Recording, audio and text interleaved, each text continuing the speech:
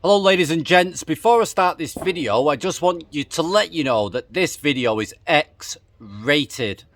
You may not enjoy the video, so if you don't want to listen to a story that's crude, going on about golden showers and gets a bit more cruder than that, then please switch off now. Hello ladies and gentlemen, and welcome back to Thai Talk with Dan. A couple of days ago, we posted this story from one of our subscribers, the crypto strategist, or strategist, dependent on where you're from. This story was about a Pattaya landlord and his freelancer slash bar girl, Tenant. Now, a lot of you asked for part 2. It's been emailed in, and here it is. Let's roll the intro and let's get on with part 2.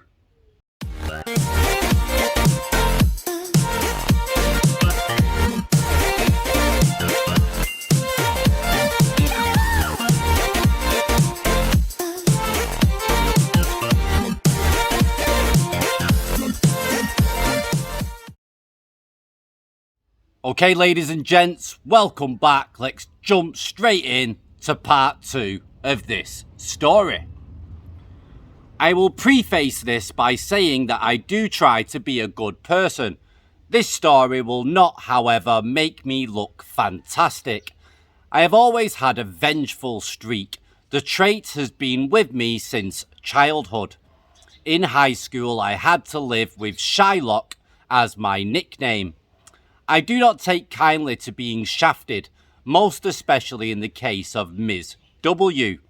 I did not appreciate being continually lied to, cheated, and having to pay to mop up her mess. There was no way that even after 18 months I was going to let what she did slide. I was not looking to extract money from her. In fact, I was happy to spend money. My objective was simply to bring misery, cost, and irritate her. Therefore, upon arriving back in Pattaya for my 6-month stay in September 2022, I set about coming up with ways to get back at her. Some will call this ill-advised, as there is some notion that messing with Thais generally, or bar girls in particular, is a terrible idea. Well, I know plenty about Ms. W, while she has no clue about me. She maybe knows my name from an old long-forgotten rental contract, but nothing else. My name itself is relatively common and will have been subsumed in hundreds of other guys' names over the years. She doesn't know what I look like, that I use Thai-friendly, or that I am in Pattaya. She doesn't even know I am still sore over what she did. She probably behaves appallingly routinely and therefore has a long string of people who she has cheated or owes money to. It is a safe assumption. The first thing I needed to do was get some tourist SIM cards anonymously, so I ordered several from China and had them shipped here. They arrived 8 days later and I signed up for 4 new Line accounts with them on 4 different VPN-equipped phones. I also set up the Thai-friendly profiles to match, and yes, I paid the subscriptions in BTC for anonymity. John, UK, Bob, US, Phil, Ireland, and Shane, Australia, were all about to arrive in Pattaya, and Ms. W was going to be a busy girl. Now, first up was John. I contacted her online and asked her prices. 1,500 baht short time. Baby, came the reply in about 5 minutes. I told her I needed anal. Must 2,500 baht have pain. I told her okay, but she has to come to me, and I told her she has to bring lube and be wearing an anal plug when she gets there, so she would be sufficiently loose. I also told her that I would take her long time for 5,000 baht. She agreed and I gave her an address in a development near Siam country club. This is very far away from Pattaya city itself. Additionally, I specified that she should use a real taxi, not a motorbike, as the development would not admit moto taxis, only real taxis. She told me a real taxi on Bolt cost 210 baht from her house. I said, no problem, I will pay it when I see you. Arrive at 10 p.m. I also asked for and received a picture of a purple anal plug already inserted. So Ms. W took a taxi for 40 minutes and arrived at 10:15. Of course I was not there, but I told her I was just coming and to wait a few moments. The same way Thai-friendly freelancers often do to customers. After about 20 minutes, she got quite annoyed and I started to receive many irritated messages. I ghosted her. 10 minutes later, it turned up to expletives. Things fizzled out around 10:45 and I presume she got a cab back home. Anyway, she wasted what could have been a productive evening for her on a Friday night. So some opportunity cost there. She also had 2 taxi fares to pay and a long stand in the darkness. Added to this, she was wearing an anal plug for, I assume, the majority of the time. The whole exercise cost me next to nothing and I was watching the girls gyrate to pin up during most of it. So 2 weeks went by and it was the turn of Bob. Bob was actually me, and this would be my first time meeting Ms. W in person. I told her I was in Bangkok from the weekend from Singapore and I wanted to have someone special with me. I told her we met in 2018 on my last pre-COVID trip and by some miracle she remembered me perfectly, despite never having set eyes on each other before. Anyway, I informed her I wanted her for the weekend, Friday night to Sunday afternoon, in Bangkok. She asked for 15,000 baht and I countered with 10,000 baht. Finally, we settled on 12,000. I got a driver to pick her up in Pattaya and bring her to Bangkok. Cost 1,000 baht, which I paid to the driver in cash upon arrival. I met her outside the main entrance of a hotel and suggested we have dinner right away because it was that time and she had basically no luggage with her anyway. Therefore, we set out for an upmarket seafood restaurant. Once there, I asked her to order whatever she wanted. She wanted a lot, unsurprisingly. A lobster, oysters, prawns, some type of clam, as well as various other dishes. She also ordered a bottle of decent wine. I was careful to let her do all the ordering and communication with the staff in the restaurant throughout. I said not a word to anyone bar her. We have a brief conversation about how hard her life was in general and some fictional stories from my non-life. Nothing meaningful. As the food began to arrive, I received a phone call, which I had pre-arranged with a friend. I told her it was an important business call and I had to take it in a quiet place. She said, no problem, as she eyed up a lobster. At that point, I went outside, walked around the block, called a Bolt and left. I got out near a friend's house, stayed at his place overnight and got a car back to Pattaya the next morning. About 30 minutes after I left the restaurant, her messages began progressively becoming more and more shrill, threatening. I do not know what happened with Ms. W in the restaurant exactly because she never told me and I ditched the sim. However, nothing good. I imagine she had tucked into her seafood banquet and had to pony up for it, plus cover her costs back to Pattaya. She also did not get paid for her weekend, losing at least another Friday night. I have no apprehension about what I did in the restaurant because she did all the ordering, not me.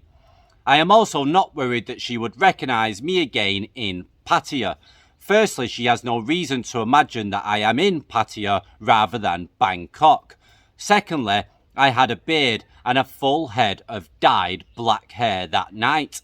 I lost the beard and had my head shaved the next day.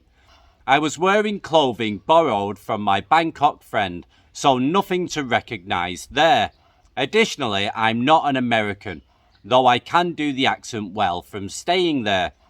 To top things off, I also wore a mask almost all of the time. COVID is so convenient. Total cost to me was 3,100 baht for her cab there and mine there and back. My true cost is lower because I had planned to visit Bangkok anyway to see friends and hit Nana. She would be down 4,000 at least from the restaurant alone. This occurred 7 weeks ago and had no repercussions at all. Hang on a second, guys. This is a long story. Right, let's get back to it. Lastly came the turn of Shane. Now Shane, which is not his real name, is a friend of mine who visited Pattaya in mid-October. He is a real Soy 6 warrior and knows how to get his money's worth. I co-opted him to help me out with Ms. W project. When he found out his role, he was happy to play along, especially since I had introduced him to several stunners from the Go-Go's, recommending him to them and supplying their line contacts, which saved him plenty in bar fines and lady drinks. So with my final Thai-friendly line identity, I reached out to Ms. W. It took her nearly 2 hours to reply and negotiations got underway. Shane had some special requests to make. He wanted anal, golden shower, and he wanted to tie cuff her during part of the process. Most importantly, he needed to video the whole thing. Initially, she said no, but her greed got the better of her. She would do it for 6,000 baht for 2.5 hours and unlimited shots. It's a high price indeed for an afternoon session with a freelancer, but Shane agreed. The rendezvous was a short-time hotel, and Shane gave her the money in cash to get the room. They went in and got down to business. I had told Shane about her previous STD history, and he was unperturbed, vowing to cover up. He also gets Apritude, a form of PrEP, shots before he stays in Thailand. This massively reduces the risk of HIV infection. Everything else he treats as a mongering occupational hazard. Anyway, he gave her a good hard session and had the video going from the moment they opened the room door to the moment he left Ms. W. Is a decent performer, no doubt. He got her to do everything and then some. We had vibrator play, a bit of the squirting she is famous for, rimming, and he even got her to do arse to mouth twice. The first session ended after about an hour. He followed my instructions and periodically got her to confirm that she wanted to do everything. In reality, she only wanted the money, but that'll do for legal purposes. As a finale, Shane... I can't say this. He did something in her mouth and even got her to blow bubbles with it. No swallowing though, even Ms. W has her limits apparently. Apologies guys for the graphic nature of this story. For the next session, they went into the rather dingy bathroom that appeared to have been decorated by someone with a grudge against the owner. The colour scheme hurts my eyes, even on video. Anyway, once in the bathroom, he got her to insert the famed purple anal plug she had brought along and cuff herself to the towel rail with a pair of fluffy tiger print cuffs. These look like they are just for show, but are actually quite effective restraints. So Ms. W cuffed herself on video, and again Shane got her to reiterate her desire to do everything. She thought it was some kind of turn on for him to hear that. Actually, it was just us covering ourselves. He then placed the key on top of the toilet, clearly visible but well out of her reach, with her cuffed and squatting on the floor with her arms above her head. Shane proceeded to get her to blow him. Reasonably rough, but nothing she could not take. He did his business on her face and slightly on her hair. He then put it back in her mouth and let her until he became flaccid again. Now I give you golden shower like we talked about before. You want it? Okay, baby, I want it. Bit graphic again, guys. With that, he peed on her from neck down. She was asked, but would not agree to it on her face or mouth. Shane asked her, "You like?" Ms. W replies, "I like it, baby." Sweet, that was basically all we needed. Shane pressed a button on his GoPro that made it beep. He told her to wait a minute as the battery had a problem and he would change it to another he had in his bag. "You be quick, I wait you, baby." Ms. W is such a trooper. Shane went back in the room, threw on his clothes, left 6,000 baht on the bed as agreed, grabbed the GoPro and tripod and left. He took a motor taxi to Jomtien and then switched to a Bolt to my condo, where he copied the video over to my laptop. I gave him 6,000 for the expenses and he refused, saying he had such a great time. Eventually got him to take 4,000. That night he was on the red-eye flight back home from Bangkok. Due to the position on the bathroom floor, Ms. W did not see him go. However, she would have discovered it soon enough. We do not know what her reaction was because we dumped the SIM card down a storm drain and reset the phone. Anyway, Shane is back from home safely and we have all the video evidence we need to prove that he did nothing to her that she did not agree to. Also, she cuffed herself to the towel rail. He did nothing. Additionally, he paid the amount agreed. I had toyed with the idea of him leaving without payment, but he wasn't comfortable doing that. So Ms. W was left alone in a short-time hotel bathroom, cuffed to a towel rail, face covered in you-know-what, and marinating in a pool of Shane's urine. It is at moments like these that people should reflect on the good and bad they have done in life. Karma is a bitch. There was less than an hour left on the clock when Shane left the room, so I am sure that Ms. W did not spend all that long in that state. However, it must have been an interesting find for the staff when they came to clean the room, and in all probability more than a little embarrassing for Ms. W. She is fine, by the way, and still active on Thai Friendly. So that's it. I figure it is sufficient as revenge goes. I also had a plan to invite Ms. W to Phuket, the idea being to pay her flight out, get her to come to a resort in the middle of nowhere and then not turn up. It fell through because obviously she wanted paid for the airfare up front, and she is a retard who does not understand crypto payments without the ability to pay her anonymously. I had to give up that idea. Therefore, Phil from Ireland never worked out. This attempt took place before the Bangkok excursion and after her Siam Country Club trip.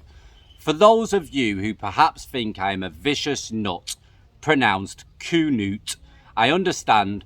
However, this girl effed me over.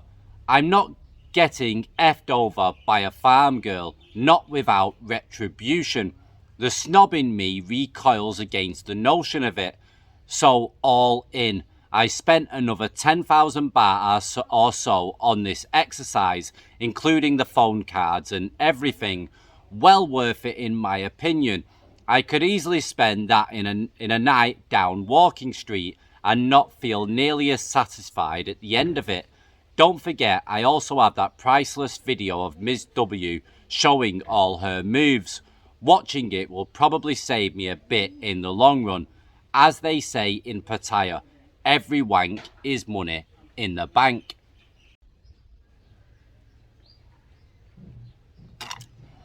Guys, that was an insane story, and I was deliberating on whether or not to post that out. So I'm going to have to put a big, huge warning on the photo for the thumbnail and also in the video description, as I don't wish to offend anyone.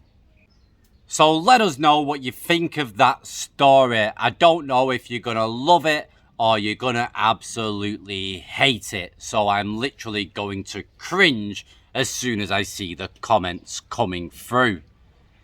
Anyway, guys, this has been Thai Talk with Dan, and I will now definitely see you all again tomorrow.